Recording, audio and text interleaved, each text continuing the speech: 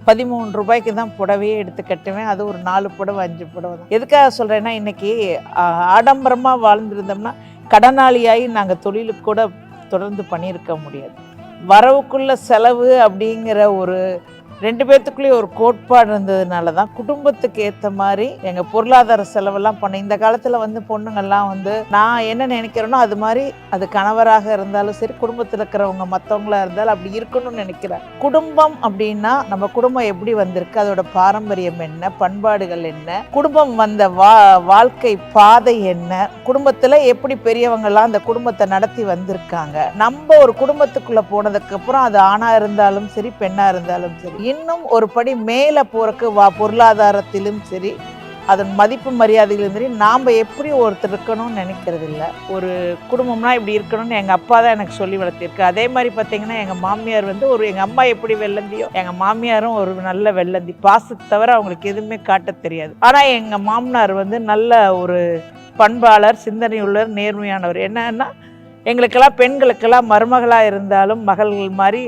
மகளுக்கு இணைய எங்களுக்கெல்லாம் சுதந்திரம் கொடுத்தார். பட் இப்போ இருக்கிற இளைய தலைமுறைக்கு நிறையா பேர்த்துக்கு அந்த பொறுமை இல்லை, பக்குவமும் வரணும்னு நினைக்கிறோம்.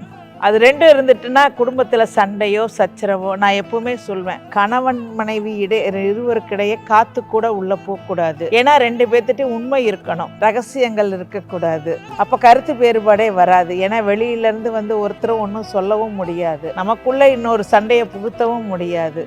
உனக்கு நான் எனக்கு நீன்னு இருந்தால் கண்டிப்பாக எந்த குடும்பத்திலையுமே கருத்து வேறுபாடுகள் வர்றக்கோ, ஒருத்தர் தாங்கி பிடிக்கிறக்கும் இன்னொரு ஆள் தேவைன்னு இல்லை. அவங்க 2 பேருமே ஒருத்தருக்கு ஒருத்தர் தாங்கி பிடிச்சி வீர நடை போடலாங்க, வெற்றி நடையும் போடலாம். அவர் ஆமாம், அவர் ரொம்ப அதிகமாக பாடுறது இந்த இந்த இந்த வாழ்க்கை தத்துவத்தோட ஒரு பாட்டு தான். என்ன பாட்டு பாடுவீங்க, நீங்களே சொல்லிடுங்களேன்.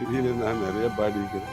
அதில் என்ன பேசுவீங்க? நான் பேச நினைப்பதெல்லாம் ரொமான்டிக்கா பாடுறது.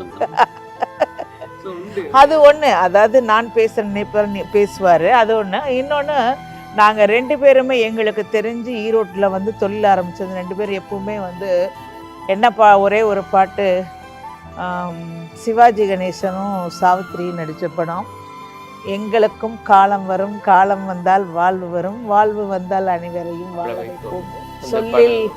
பழைய படங்கள்ல இருந்து நல்ல பாடல்களையும் அவருடைய கருத்துக்களையும் அந்த கேரக்டர்களையும் எடுத்து நமக்கு ஈஸியா நல்ல கருத்துக்கள் சினிமா மூலமா தான் அப்பெல்லாம் கிடைக்கும். சின்ன வயசுல இல்லை, தனிமையில எங்க 2 பேர்த்துக்கும் பாடணும்னு நினைச்சா எங்களோட 2 பேர்த்தோட சம்மதம் பார்த்தீங்கன்னா நான் பேச நினைப்பதெல்லாம் நீ பேச வேண்டும் அந்த பாட்டு.